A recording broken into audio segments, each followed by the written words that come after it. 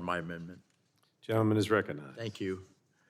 I think this is an amendment that we'll all agree on because everyone that spoke, practically everyone that spoke this afternoon on this particular subject matter expressed concern.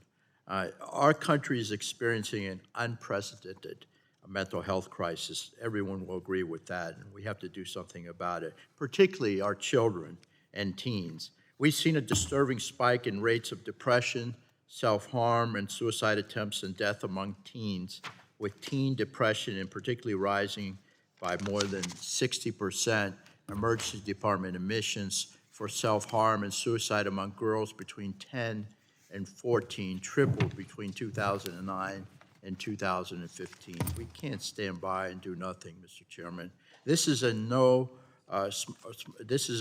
small part to the isolation caused by the social media, particularly during this pandemic.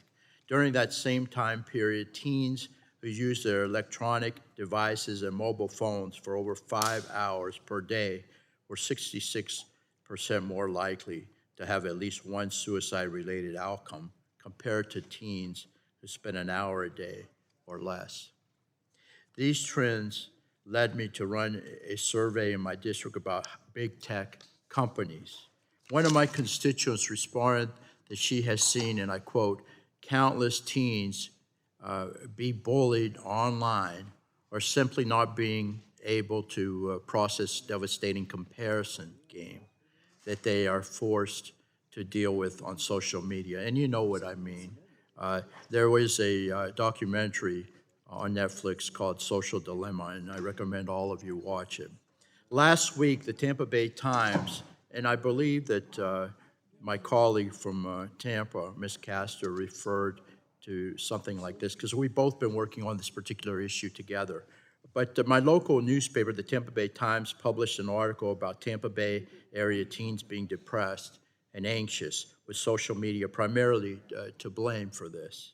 That article referenced a 2018 study of undergrad students at Penn, University of Pennsylvania, showing that limiting social media activity to less than 30 minutes per day led to a significant reduction in depression and loneliness. It also told the story of a Tampa area resident, Catherine, we'll call her, whose constant comparing herself to others online led to a decline in her mental health and ultimately an emergency room visit from a suicide attempt. And Catherine is not alone, believe me. These statistics and the results from my study are deeply troubling, and I am increasingly frustrated that social media companies are not doing anything to help.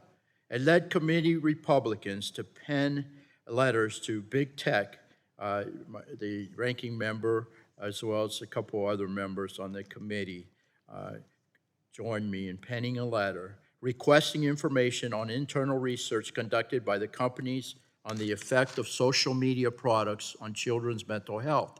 Yet the companies have not complied. They have not complied. As if these numbers were not startling enough, just today, and my colleague, Ms. Castor, mentioned that the Wall Street Journal published a piece, which I plan to submit for the record, Mr. Chairman, with leaked studies conducted by Facebook on the negative effect Instagram has on teen girls. Considering what this committee was told when Mark Zuckerberg testified before us, it seems we and the American people have been misled by the disturbing impact social media is truly having on our children. And I asked the question in committee to Mr. Zuckerberg about this Instagram that he was planning for children 13 and under, or under 13. And he did not deny that they were in the process of doing this. So I'm incredibly concerned about these new revelations. Big tech is keeping us online longer than ever and lying to do so, all with the purpose to polarize and monetize us, especially our children. They must stop the poisonous practices that are driving depression, isolation, and suicide. We're losing our kids. This is a public health crisis, and the deception from social media is unacceptable. It's about time Congress act to protect our children. That's why I've offered this amendment, Mr. Chairman. You know my concerns that these resources will be diverted from a privacy bureau into prosecutions completely unrelated to big tech and abuses of personal information. And again, there's a lot of discretion. It's very, very broad, the language that this amendment aims at. And I want to actually get it where we're actually helping our children and go after these big tech companies. This amendment will ensure the Privacy Bureau established in the underlying text will use the funds, my amendment will, to use the funds. It will go to unfair and deceptive acts or practices targeting our children's mental health and privacy by social media. That's narrow enough. I know we have debated several topics this year, but all of us agree on the need to better protect our children and their mental health from social media. My amendment does just that.